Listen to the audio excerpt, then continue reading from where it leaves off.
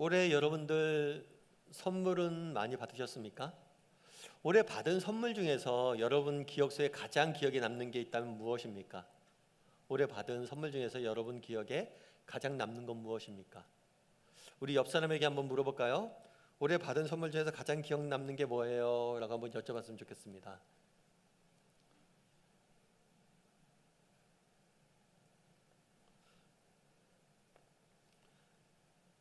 우리가 살면서 나이가 들었다라는 생각을 여러 번 느끼게 되는데, 나이가 들었다고 느끼는 것 중에 하나는 그게 아닐까 싶습니다. 선물 받을 기회가 점점 줄어드는 것 같습니다. 어렸을 때는 선물을 많이 받았었는데 나이가 들수록 받기보다는 주게 되는 경우들이 많은 것 같습니다. 성탄절이 되면 우리가 선물을 교환을 합니다. 미국 같은 경우에는 한 가정당 한 90만 원 정도 성탄절 때 선물을 교환한다고 합니다. 그만큼 선물을 주고받는 일을 많이 하는 거죠. 근데 이렇게 성탄절이면 선물을 주고받고 이렇게 하는 것은, 선물 교환하는 것은 굉장히 기독교적인 문화인 것 같습니다. 왜냐하면 성탄이라는 것 자체가 선물이기 때문입니다. 오늘 본문에 보면 한 아기를 우리에게 주었다, 거저 준 거죠. 선물로 하나님이 주셨습니다. 예수님을 선물로 주신 날, 그것이 바로 성탄입니다. 따라서 성탄은 선물과 굉장히 깊은 관계가 있습니다. 저는 오늘 여러분과 함께 이 성탄에 대해서 살펴봤으면 좋겠습니다.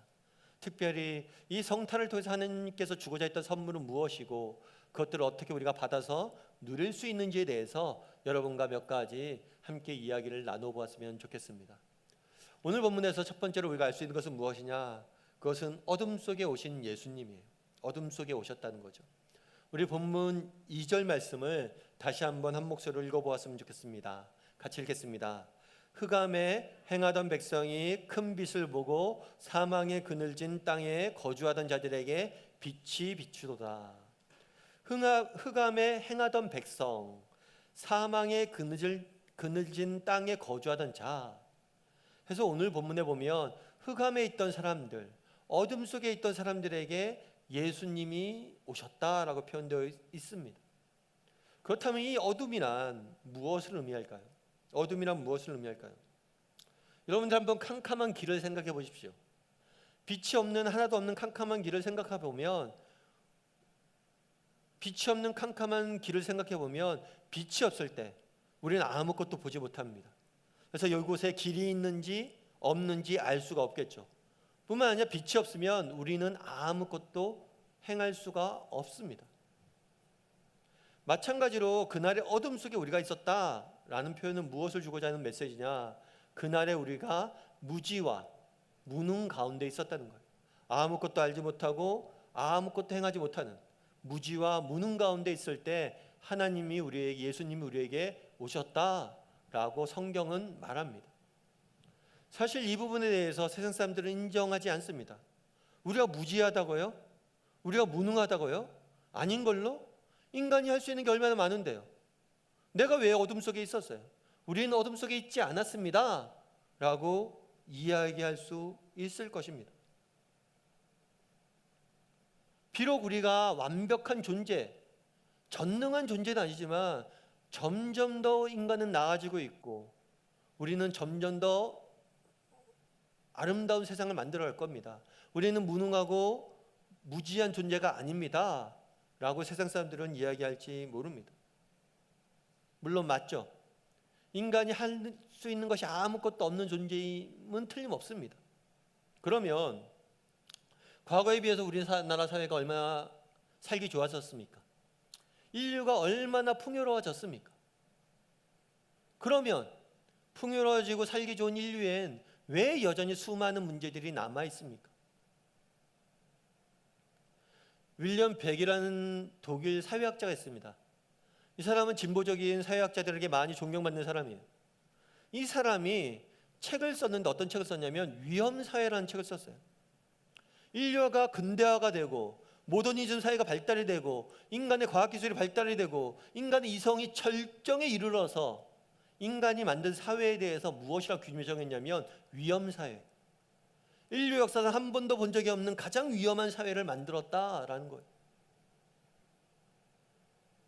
물론 이분은 여전히 하나님을 믿지 않는 분이시기 때문에 인간의 이성과 인간의 지혜에 여전히 다시 소망을 둡니다. 이분이 반성한 건 뭐냐면 인류가 근대화가 되고 과학기술이 발달하고 인간 지성이 끊임없이 발달했음에도 불구하고 우리 사회는 훨씬 더 위험하고 훨씬 더 어두운 사회가 되었다는 거예요. 왜 그렇습니까? 많은 사람들이 인간은 무능하고 무지한 존재가 아니라고 이야기합니다. 세상 사람들은 너희가 죄인이다, 너희가 무능하다, 너희가 무지하다 이야기하면 인정하지 않습니다. 그렇다면 좋습니다. 정말 인간이 그렇다면 인간의 역사 속에서 얼마나 아름다운 이야기들이 많습니까? 인간이 노래했던 얼마나 선한 것들이 많습니까? 인간이 노래했던 유토피아가 얼마나 많습니까? 그런데 오늘 현실은 왜 그렇습니까? 정말 인간이 무능한 존재가 아니고 정말 인간이 무지한 존재가 아니라면 왜 세상은 점점 더 악해지고 세상은 형편없어집니까?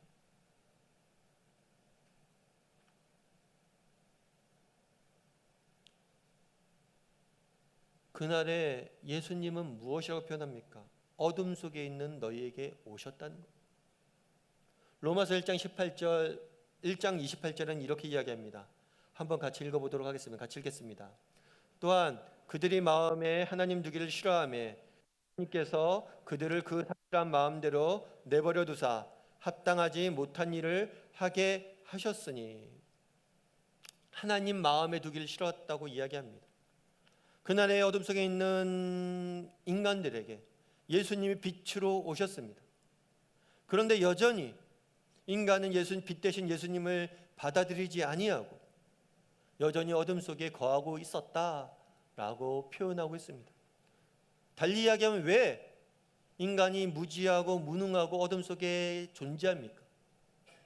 하나님을 거부하기 때문입니다. 여러분, 하나님이 계셨으면 좋겠습니까? 하나님이 살아 계셨으면 좋겠습니까? 여러분, 하나님 계셨으면 좋겠어요? 세상 사람들 그런 얘기를 하더라고요. 우리가 예수를 믿으면 종교란 게 다 똑같다. 왜냐하면 뭔가 인간은 믿고 싶은 존재가 필요하기 때문에 그런 걸 신으로 만들어서 믿는 것이다.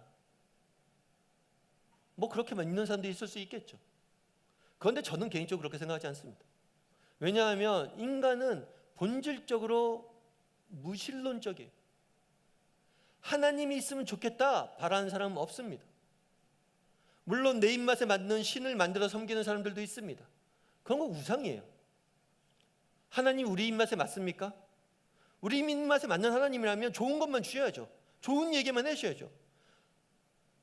그런데 우리 하나님은 그런 분이 아니세요. 우리 입맛에 맞는 분이 아니세요. 인간은 본질적으로 무신론적이에요. 하나님을 마음에 두기 싫어하네. 인간이 정말 믿고 싶은 존재가 필요해서 만든 게 하나님이 아니에요. 인간은 그냥 무신론적이에요. 하나님 없었으면 좋겠다 라고 생각하는 게 인간이에요. 저도 마찬가지고요. 하지만 제가 예수 그리스도를 믿는 이유는 무엇이냐면 나는 무신론을 바라지만 그분이 계시기 때문이에요.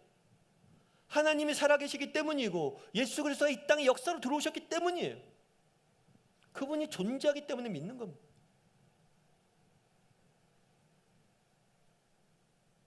우리가 믿고 싶은 허상의 존재를 만들어서 믿는 사람들이 아닙니다. 인간은 본질적으로 하나님 마음을 두기 싫어하는 거예요. 여러분, C.S. 루이스라는 신학자를 아실 거예요. 이분이 캠브리지에서 늘 강의도 하고 그러셨는데, 한 번은 캠브리지 옥스포드에서 강의하고 그러셨는데, 한 번은 채플 예배를 인도하셨어요. 예배를 인도하셨는데 예배가 끝난 다음에 그런 얘기를 했어요. 어떤 학생이 예배를 끝난 다음에 이분이 C.S. 루이스가 그 예배 날 뭐라고 얘기했냐면, 예수님은 우리의 구세주이시다. 그분만이 무지와 무능과 어둠 속에 있는 우리를 구원해 주실 유일한 구원자시다 라고 설교를 했어요. 그랬더니 한 학생이 와서 교수님, 만약에 오늘 교수님께서 예수님이 구원자라고 소개하지 않고 우리가 따라야 될 도덕적 모델이다, 우리가 존경해야 될 성인이고 우리가 따라야 될 도덕적 모델이다라고 이야기했으면 훨씬 더 많은 사람들이 교수님의 이야기에 수긍했을 겁니다 라고 이야기를 하더라고요. 그랬더니 교수님이 C.S. 루이스가 그런 얘기를 한 거예요. 도덕적 모델이라고 생각하면 더 많이 수긍했을 거라고요? 예. 그러면 학생은 예수님이 학생이 따라야 될 도덕적 모델이라고 생각해요?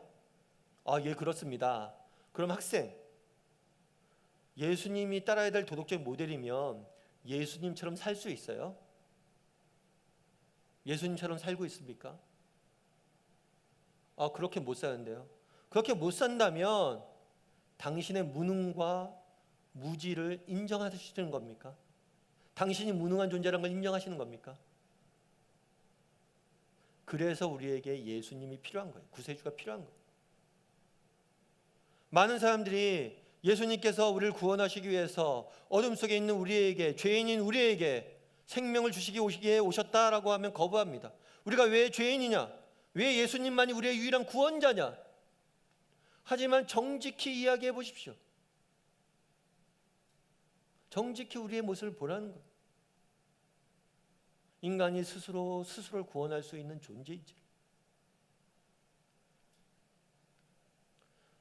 우리가 선물을 크리스마스 때 주고받습니다. 여러분들 어느 날 선물을 받았어요. 되게 사랑하는 사람에게 선물을 받았어요. 근데 선물을 받아서 선물을 딱 열어보니까 그 안에 뭐가 있었냐면 17일 다이어트라는 책이 있었다라고 봅시다. 그럼 여러분이 이 선물을 받고 기쁘겠어요? 슬프겠어요? 아무 감동이 없으시군요. 이 선물을 받고 기쁘기도 하지만 편으로 마음에 뭐가 있어요? 찜찜함이 남아있죠. 왜 찜찜함이 남아있어요? 저걸 받고 기뻐하면 내가 뚱뚱하다는 걸 뭐예요? 인정하는 거니까. 어떤 선물은 우리가 받기 꺼리끼만 선물들이 있습니다. 예수 그리스도라는 선물이 그래요. 예수님을 왜 많은 사람들이 이 선물을 누리지 못하느냐? 이 선물을 받아들이기 위해서는 먼저 성결되어 있는 게 있어요. 그건 뭐냐면 우리가 어둠 속에 있었다는 것, 우리가 무지한 존재라는 것, 우리가 무능한 존재라는 것, 우리가 예수님 없으면 나는 아무것도 할 수 없는 존재라는 것을 인정해야 돼요. 왜 많은 사람들이 예수님이란 선물을 누리지 못하느냐? 여전히 그 안에 내가 무능하고 무지한 존재임을 인정하지 못하기 때문입니다. 여러분들은 예수라는 선물을 받았습니까? 바라기는 우리 다음의 식구들이 정말 예수님 없이는 우리는 스스로 구원할 수 없는 무능하고 무지한 존재임을 다시 한번 깨달았으면 좋겠습니다. 그리고 예수님에게 예수님 정말 당신이 없으면 안 됩니다. 내 삶에 들어오소서라고 고백할 줄 알았으면 좋겠습니다. 그랬을 때 2000년 전에 이 땅에 오신 예수님은 오늘 우리 가슴 속에 또 들어오실 것입니다. 우리에게 성탄이라는 선물로 다가오실 것입니다. 바라기는 우리 다음의 식구들이 정말 자신의 우리의 무능과 무지를 깨닫고 예수님만이 내 인생의 구원자이십니다 라고 고백할 줄 아는 저와 여러분이 되기를 주님의 이름으로 소원합니다. 두 번째로 오늘 본문에 알 수 있는 것은 뭐냐? 그것은 빛으로 오신 예수님이에요. 2절 본문 말씀을 다시 한번 읽어보았으면 좋겠습니다. 다시 한번 읽겠습니다. 흑암에 행하던 백성이 큰 빛을 보고 사망의 그늘 땅에 거주하던 자에게 빛이 비추도다. 오늘 본문을 보면 예수님께서 이 땅에 오셨다라고 표현하지 않고 큰 빛이 비추었다. 빛이 비치도다 이렇게 이야기합니다. 예수님을 빛에 비유를 해요. 빛에. 그렇다면 왜 예수님을 빛에 비유할까요? 왜 예수님이 탄생하셨다 표현하지 않고 빛이 비추었다라고 표현할까요? 첫 번째로 빛은 모든 생명의 근원이기 때문입니다. 빛이 없으면 모든 생명은 존재할 수 없습니다. 지구도 마찬가지죠. 지구과학 시간에 여러분들이 배웠지만 태양으로부터 오는 에너지, 빛 에너지를 식물과 땅과 동물과 모든 것이 다른 에너지로 바꿔서 지구 환경 생태계가 존재하는 거예요. 빛이 만약에 안 비친다, 빛이 잃었다, 그럼 이 땅엔 아무것도 없을 겁니다. 죽음의 그늘만 드리워질 거예요. 그만큼 빛은 생명의 원천이 됩니다. 여러분들 시애틀이라는 곳을 잘 아시죠? 저도 안 가봤는데 굉장히 좋고 아름다운 도시라고 합니다. 태평양 연안에 있고 아름다운 풍경과 그리고 좋은 날씨들. 근데 이 시애틀에는 특별한 계절병이 있대요. 그건 뭐냐면 이상하게 사람들이 겨울만 되면 우울증에 많이 걸려요. 그래서 보니까 겨울철에 이곳에 햇볕이 많이 안 비칩니다. 빛을 보지 못하니까 사람들이 우울증이 많아지는 거예요. 햇볕, 빛, 이것은 우리의 삶의 원천입니다. 생명의 원천이에요. 왜 하나님을 빛에 비유했느냐? 바로 하나님이 우리 생명의 원천이기 때문입니다. 인간은 하나님과 바른 관계가 맺어졌을 때만이 정말 살아갈 수 있는 존재예요. 무슨 얘기입니까, 목사님? 예수를 안 믿는 사람들도 잘 사는 사람이 얼마나 많은데요. 여러분, 나무에서 가지를 꺾어 보십시오. 당장 꽃이 시들지 않습니다. 잎이 시들지 않습니다. 하지만 곧 시듭니다. 꺾어진 가지는 사른 것처럼 보이지만 죽은 거예요. 마찬가지로 하나님을 떠난, 하나님이 없는 사람은 그렇게 생명이 없는 가지와 같은 존재입니다. 왜 그날의 빛에 비유했습니까? 생명의 근원이 예수님, 하나님이시기 때문입니다. 두 번째, 왜 그날의 빛에 비유했습니까? 그것은 지식의, 지혜의 근원이 하나님이시기 때문이에요.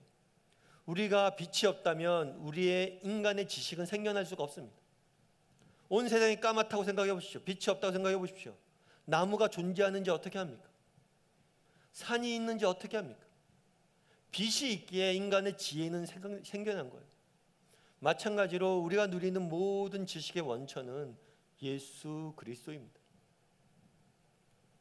여러분, 이 사람에 대한 이야기를 들어봤을지 모르겠는데 오노다 히로라는 사람이에요. 오노다 히로. 이분은 일본군이에요. 여기 2차 세계대전 당시에 일본 군인으로서 참전을 했습니다. 그런데 이 사람이 근무한 지역이 필리핀 지역이었어요. 필리핀 지역인데 전쟁이 한참 지나다가 일본군이 밀리기 시작합니다. 연합군에게, 미군에게. 그래서 일본군이 필리핀에 퇴각을 해요. 퇴각을 하는데 이 사람은 퇴각을 못했어요. 필리핀 남아있죠. 남아있다 보니까 뭘 하냐면 이제 남겨져 있으니까, 본대에서 떨어졌으니까 유격전을 펼칩니다. 홀로 부대원들을 이끌고 유격전을 펼쳐요. 그런데 삐라가 떨어집니다. 이 삐라를 보니까 일본군이 패망에 상복했다는 삐라래요. 그러니까 나머지 있는 일본군들은 빨리 투항하라, 이런 삐라가 뿌려집니다. 그걸 보고 안 믿었어요. 아, 미군 애들이 나를 설득하기 위해서 이렇게 하는구나. 그리고 거기서 싸웁니다. 홀로 유격전을 계속 펼치는 거죠. 그 유격전을 몇 년간 펼쳤냐면 30년간 펼쳤어요. 그가 전쟁이 끝난 지 30년이 지난 74년도에 발견이 됩니다. 30년 동안 그 사람은 전쟁이 끝난지도 모르고 싸우고 있었던 거예요. 일본에 돌아갑니다. 일본에선 전쟁 영웅이 됐어요. 이런 사람을 배워야 된다. 조국에 충성하기 위해서 30년 홀로 싸워왔다. 영웅화 시켰죠. 영웅이 됐어요. 곳곳에 가면서 강연을 합니다. 그런데 이분이 생애 마지막 순간에 이런 인터뷰를 해요. 과연 지난 세월 내게 남은 게 무엇일까? 그 30년 동안 나는 무엇을 했는가? 남겨진 게 없다는 거죠. 왜 예수 그리스도가 우리 지식의 지혜의 원천입니까? 하나님을 아는 지식만이 우리를 참된 지식에 이끌기 때문입니다. 인간이 누구인지, 우리 삶의 끝에는 무엇이 기다리는지, 정말 인간은 무엇을 위해 지은 존재인지, 이걸 깨닫지 못한다면 나머지 지식은 아무 소용이 없어요. 언젠가 예수 그리스도를 모르다가 생애의 마지막 순간에 돌아서서 내 삶이 무슨 의미가 있을까? 지식의 원천입니다. 왜 그날의 예수님을 빛으로 비유했습니까? 예수님을 알아야지만 우리가 누구인지 알아요. 우리 생이 어디에 끝나는지 압니다. 생의 지혜는 오직 예수님으로부터 나오는 거예요. 뿐만 아니라 예수님을 빛에 비유한 이유는 무엇입니까? 예수 그리스도는 기쁨의 원천이기 때문입니다. 정말 예수 그리스도를 만나면 세상이 알 수 없는 우리는 기쁨을 누리게 됩니다. 지난주에 우리가 예배드리고 나서 찬양 집회를 했습니다. 찬양 집회를 해서 오랜만에 함께 모여서 장시간 찬양을 불렀습니다. 정말 왜 찬양 집회에 와서 찬양을 불렀습니까? 유명한 선교사님이 와서 찬양을 인도했기 때문입니까? 아니에요. 우리 하나님이 좋아서 하나님을 기뻐해서 찬양한 겁니다. 점심도 간단히 김밥 먹고, 때론 배고프고 힘들고 외롭지만 정말 하나님을 찬양할 때 누려지는 기쁨들이 있는 거예요. 정말 그것들은 생애 다른 데서 맛볼 수 없는 기쁨이기 때문에 우리가 하나님 앞에 나와 예배하고 경배하고 누리는 겁니다. 그날에 예수 그리스도가 빛으로 오셨다라고 이야기합니다. 왜 빛으로 오셨다고 이야기합니까? 예수님 안에 생명이 있기 때문입니다. 예수님 안에 참된 인생의 지혜가 담겨져 있기 때문입니다. 예수님 안에 세상이 줄 수 없는 참된 기쁨이 있기 때문입니다. 바라기는 우리 다음의 식구들이 이런 빛 대신 예수님을 만났으면 좋겠습니다. 그래서 예수님 안에 있는 생명과 기쁨과 정말 예수님이 주시는 지혜를 맛보았으면 좋겠습니다. 그럼 이런 지혜를 어떻게 맛볼 수 있을까요? 요한복음 8장 12절은 이렇게 이야기합니다. 우리 한번 같이 읽어볼까요? 같이 읽겠습니다. 예수께서 또 말씀하여 이르시되 나는 세상의 빛이니 나를 따르는 자는 어둠에 다니지 아니하고 생명의 빛을 얻으리라. 예수님 자신에 대해서 뭐라고 이야기합니까? 내가 빛이다. 빛이라고 뿐만 아니라 빛이기 때문에 날 뭐라고요? 따르라고. 그럼 너희가 어둠에 있지 않고 생명의 빛을 맛볼 것이다. 예수님이 주시는 생명과 예수님이 주시는 지혜와 예수님이 주시는 기쁨을 어떻게 맛볼 수 있습니까? 빛 대신 예수님을 따를 때, 그분을 따라갈 때 우리는 맛보게 될 수 있는 겁니다. 예전에 한번 그런 적이 있었어요. 2013년도에 아시아나 여객기가 샌프란시스코에서 추락된 적이 있었습니다. 그래서 이때 추락됐을 때 사실 매우 안타까운 일이죠. 굉장히 많은 피해를 입었고 많은 아픔들을 가져다 주었습니다. 그래서 아직까지도 원인이 정확히 밝혀지진 않았어요. 그런데 이때 되게 어려운 순간이었는데 굉장히 많은 사람들이 관심을 가졌던 것은 뭐였냐면, 보시다시피 비행기가 굉장히 많이 파괴됐습니다. 그런데 사상자 수는 2명밖에 되지 않았어요. 최악의 사고였음에도 불구하고 그 피해는 최소로밖에 나지 않았어요. 그래서 그분들에게 이렇게 피해가 적었던 이유가 뭘까, 사상자가 적었던 이유가 뭘까 해서 승무원들을 굉장히 높였습니다. 승무원들이 대처를 잘했기 때문에. 그래서 승무원들에게 물었어요. 나중에 어떻게 그렇게 피해를 최소화시킬 수 있었습니까? 그랬더니 그분이 승무원들이 한결같이 했던 얘기가 뭐냐면 매뉴얼 때문입니다. 매뉴얼 때문입니다. 비행기가 추락합니다. 사방에서 비명이 들립니다. 내가 한 번도 경험하지 못하는 상황입니다. 피가 튑니다. 불꽃이 튑니다. 세상이 까매집니다. 근데 그 순간 내 감각과 내 지혜를 믿지 아니하고 뭘 믿는 거예요? 매뉴얼대로 했기 때문에 살았습니다. 우리도 마찬가지예요. 왜 우리가 인생을 살면서 참된 기쁨과 생명과 정말 지혜를 얻지 못합니까? 얻을 수 있습니까? 매뉴얼을 봐야 돼요. 우리의 감각이 아니다. 정말 예수님이 무엇이라고 하셨는지 그 예수님을 따라야 돼요.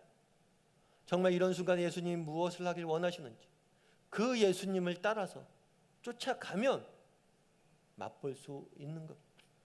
그날에 이야기합니다. 나는 세상의 빛이니 나를 따르는 자는 반드시 빛 대신 예수님이 주시는 은혜를 맛보게 될 것이다. 바라기는 우리 다음의 식구들이 정말 빛 대신 예수님을 따라갈 줄 아는 사람들이 되었으면 좋겠습니다. 그래서 빛 대신 예수님이 주시는 정말 생명과 기쁨과 지혜를 맛볼 줄 아는 우리 다음에 식구들이 되기를 주님의 이름으로 소원합니다. 마지막으로 오늘 본문에서 살펴보길 원하는 것은 아기로 태어나신 예수님이에요. 6절입니다. 6절을 말씀을 같이 한번 읽어보았으면 좋겠습니다. 같이 읽겠습니다. 이는 한 아기가 우리에게 낳고 한 아들을 우리에게 주신 바 되었는데 그의 어깨에는 정사를 메었고 그의 이름은 기묘자라 모사라 전능하신 하나님이라 영존하신 하나님이라 평강의 왕이라 할 것이니라. 예수님이 태어났다라고 되어 있는데 뭐라고 태어났냐면 한 아기 낳다. 아기로 태어나신 거죠. 예수님이 이 땅에 오신 거예요.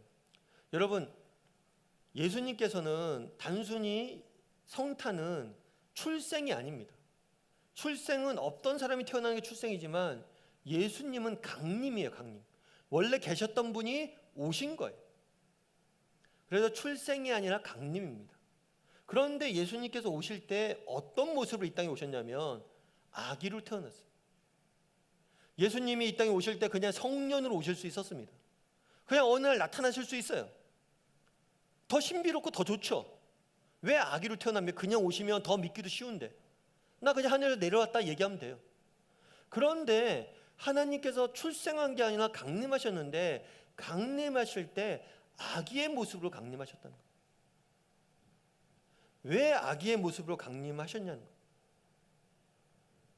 여러분, 어린 아기를 한번 생각해 보십시오. 이 어린 아이처럼 연약한 존재는 없습니다. 아이가 할 수 있는 게 뭐가 있나요? 아무것도 할 수 없어요. 철저히 부모에 의존적이에요. 부모가 먹을 것을 주면 뭐예요? 먹고, 부모가 뭘 해주지 않으면 못합니다. 전능하신 하나님께서 이 땅에 오실 때 왜 하필 아기로 오셨냐는 거예요. 왜 하필 아무것도 할 수 없는 무력한 존재가 되어서 몇 년을 지내셨냐는 거예요. 그러니까 헤롯이 아기 예수를 죽이려고 했죠.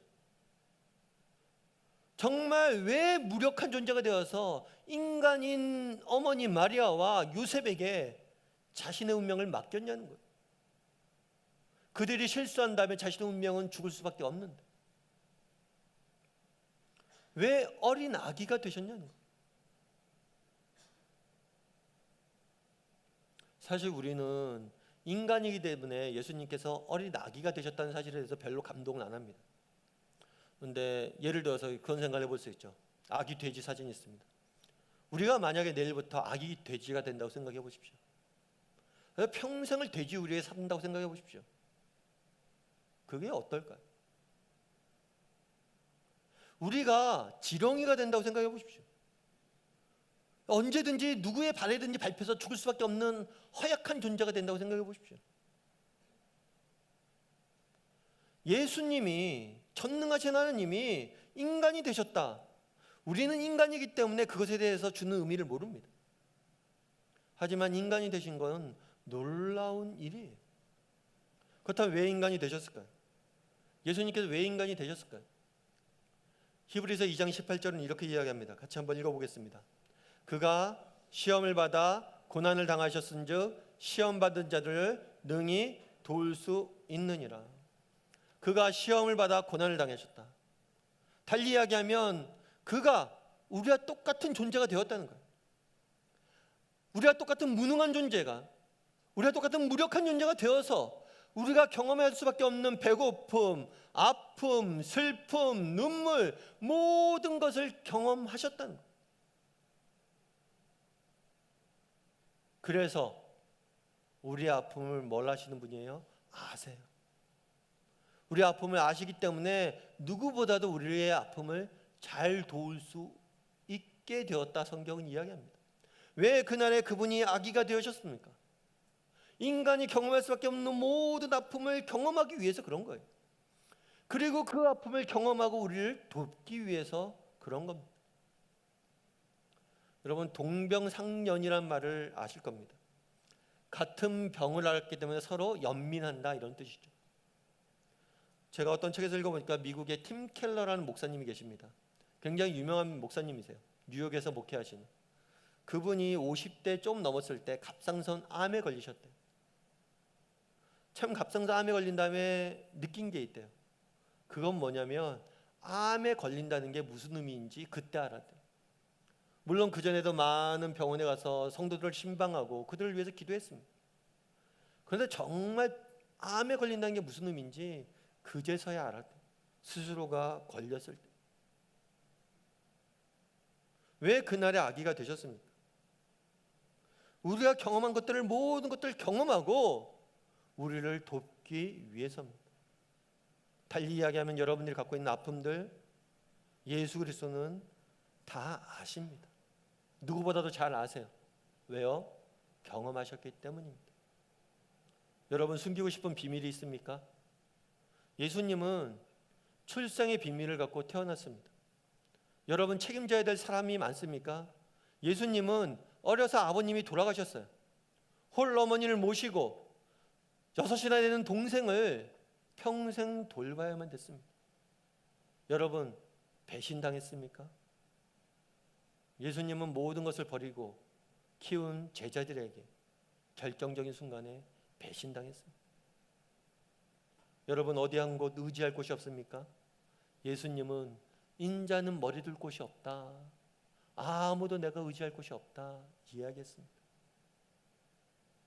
여러분이 지금 겪고 있는 모든 아픔과 슬픔 우리 예수님은 다 경험하셨어요. 왜 경험하셨습니까? 여러분들을 돕기 위해서입니다. 그날의 아기로 예수님이 태어났다고 성경은 이야기합니다. 왜 아기로 태어났습니까? 우리와 똑같은 존재가 되어서 우리와 함께 우리가 겪을 수밖에 없는 고난을 당하셨고 그 고난을 이기셨고 우리의 아픔이 얼마나 큰지 아시기에 돕기 위해서 그분은 당하셨습니다. 여러분 가족 내에 믿지 않는 사람이 있어서 힘듭니까? 예수님은 부모님들이 미쳤다라고 그 동생들이 어머님이 그가 죽기 전까지 믿지 않았습니다. 여러분들 아픔을 다 아세요. 그래서 도우십니다. 바라기는 우리 다음의 식구들이 정말 아기로 오신 예수님을 만났으면 좋겠습니다. 우리의 아픔을 아시는 예수님, 그리고 우리의 아픔을 아실 뿐만 아니라 우리의 아픔을 도우시길 원하시는 예수님, 그 예수님을 맛보아 알 줄 아는 우리 다음의 식구들이 되기를 주님의 이름으로 소원합니다. 지난주에 제가 한 끼 줍쇼라는 TV 프로그램을 봤습니다. 원래 제가 사실 이 프로그램 별로 안 보는 프로그램이에요. 그래서 보는데 뭐 1년이나 벌써 됐다고 그러더라고요. 프로그램 출발한 지. 근데 본 이유가 있어요. 본 이유가 뭐냐면 제 후배가 나온다고 그래서 봤어요. 사실은 제가 이제 아는 후배가 한 명 있었는데 그 후배가 지난 주일날 저희 교회 방문했습니다. 목회자인데 강도사예요. 그래서 방문해서 저랑 같이 이런저런 이야기 나오다가 형 사실은 제가 한 끼 줍쇼라는 프로그램이 나와요. 그래서 거긴 어떻게 나오게 됐냐 했더니 사전에 협의를 안 했대요. 사전 섭외 없이 그냥 쳐들어왔대요. 그래서 얼떨결에 쳐들어오는 바람에 할 수 없이 촬영에 응하고 밥도 주고 뭐 이런 얘기를 했대요. 그러니까 이게 사전에 협의 없이 들어가서 밥 한 끼 얻어먹는 프로그램이거든요. 밥을 대접했다는 얘기를 하더라고요. 그래서 나온다고 그러길래 또 열심히 봤죠. 평소에 안 보는데 본방사수. 그래서 이렇게 봤는데 수요일날 저녁에 밤에 이제 가족들 모여서 우리 딸도 아빠 아는 사람 나와 하고 이렇게 같이 봤어요. 그런데 이 친구가 사연은 그래요. 이 친구가 5년 전에 간 이식 수술을 받았습니다. 원래 어머님이 B형 간염 복균자세요. 그러니까 자녀들도 B형 간염이 있어요. 그럴 경우에 이제 추적을 해서 살펴야 되거든요. 계속해서 이 친구도 계속 추적해서 살폈어요. 그런데 이제 이 친구가 결혼을 앞두고 좀 살이 좀 빠졌습니다. 그래서 저희끼리 농담하면서 야 결혼 준비 너무 열심히 하지 마라. 너무 살 빠진다 야. 그러고 말았어요. 근데 알고 보니까 그때 살 빠진 이유가 스트레스 때문에 그런 게 아니라 간에 문제가 왔던 거예요. 근데 몰랐죠. 그러다 나중에 이상해서 병원에 갑니다. 근데 갔는데 간 경화가 너무 심화가 돼서 더 이상 살릴 수 없다는 거예요. 간 이식 받지 않으면 죽는다라는 진단이 나왔습니다. 결혼 한 달 앞두고 젊은 나이에 간이 못 쓰게 됐으니까 인생이 완전히 바뀐 거죠. 저희도 참 안타까웠어요. 이 친구가 수술하러 처음에 그래서 어렵게 간이식 수술을 받게 됐어요. 그런데 간이식 수술 받으러 이제 가서 기도하는데, 간이식 받으러 가서 아침에 가서 기도해 줬어요. 그런데 간호사님이 그러더라고요. 마지막 인사하라고. 살려달라고 기도했는데 인사하래요. 근데 진짜 어떻게 될지 모른다고. 그래서 인사하고 보냈어요. 근데 감사히 수술은 잘 마쳤다는 이야기를 들었습니다. 그런데 안타깝게도 이 수술이 잘못됐어요. 간이 수술을 받고 잘못되면 2주 안에 새로운 간을 이식받지 못하면 죽습니다. 그냥. 의사가 수술이 잘못된 것 같다. 연락을 했어요. 아버지에게도 연락을 했죠. 참 그때는 제가 옆에 다 이렇게 아버지에 연락을 했어요. 아버님이 섬에서 목회하고 계셨는데 도시로 나오면서 검은 넥타이를 챙겨 오셨어요. 아들 이제 죽을지 모르니까. 그렇게 해서 했는데 다행히 간 이식 수술을 한 번 더 받게 됐습니다. 그래서 간 이식 수술을 한 번 더 받게 돼서 다행히 두 번째는 잘 됐어요. 그럼에도 불구하고 간 이식 수술 2번 받고 나서 그 다음에 한 5년간 병원에 엄청 다녔습니다. 사실은 간을 이식을 받으면 이 간을 몸이 병균으로 오해를 해요. 그래서 스스로가 죽입니다. 남의 간이기 때문에. 그래서 면역 억제제를 맞아요. 그러다 보니까 딴 병에 걸릴 확률이 큽니다. 5년 내내 병원을 왔다 갔다 그랬어요. 그걸 옆에서 다 지켜봤죠. 그런데 또 그날 방송을 보면서 느꼈던 거는 참 몰랐던 것들이 되게 많더라고요. 그날 아들이 이제 마음의 준비를 하라는 의사의 얘기를 듣고 검은 넥타이를 챙겨서 아들의 병원에 가는 아버지의 마음이나, 또 어머님도 처음에 간이 수술이 안 됐어요. 정말 정신이 있겠습니까? 아들이 이제 죽게 생겼는데. 그런데 병실에 있는 아들이 이제 면회도 안 되고 무균실에 있으니까 모니터로만 면회를 하는데 내 표정 보고 아들이 실망할까 봐 일부러 웃으면서 면회하려고 하고, 아들도 분명히 뭔가 잘못된 건 알겠는데 부모님께 염려 끼칠까 봐 일부러 웃으려고 하고, 막 그 과정 속에서 정말 서로 절망 가운데 서로에게 소망을 주려는 사람들 마음, 참 이런 걸 제가 옆에서 지켜보면서 안다고 생각했는데 몰랐던 것도 많더라고요. TV에 보면서 되게 많이 제가 눈물도 나고 그랬어요. 나중에 이제 이 친구를 만났어요. 얘기를 했어요. 이런저런 얘기를 하면서 같이 통화하면서 얘기를 하면서 그런 이야기를 했습니다. 모르겠는데 그 친구가 그런 얘기를 하더라고요. 형, 하나님이 선물 준 것 같아요. 무슨 선물 했더니 지난 5년간 열심히 믿음을 잘 싸워왔다고 선물 주신 것 같다. 사실 그렇거든요. 그날 보통 저런데 이제 목회자나 이런 사람들 나오면 뭐 댓글에 그런 얘기 있잖아요. 개독 어쩌고 저쩌고. 기독교인들 욕하는 게 많습니다. 그런데 그날은 그런 얘기 하나도 없어요. 야, 저렇게 따뜻한 마음들이 있고 가족이 있는 사람도 있구나. 되게 선한 영향을 미친 거죠. 5년 동안 너무나 힘들게 했는데 하나님이 선물을 주신 것 같다. 우리가 이 땅을 살다 보면 우리가 알 수 없는 고난을 경험할 때도 있고 우리가 알 수 없는 어둠 속에 지나갈 때도 있습니다. 그거에 대해서 하나님께 다 알려주지 않으세요. 그거에 대한 해답은 무엇입니까? 그날에 아기가 태어났다는 거예요. 너희가 똑같은 모습으로 아기가 태어나서 너희가 경험하는 경험들 다 경험하고 너희와 함께 아파하고, 그리고 아파하는 너희를 돕길 원한다. 그리고 때가 차면 내가 반드시 너희에게 선물을 줄 것이다.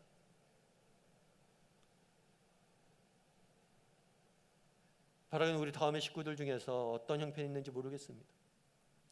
하지만 우리에겐 예수님이 계십니다.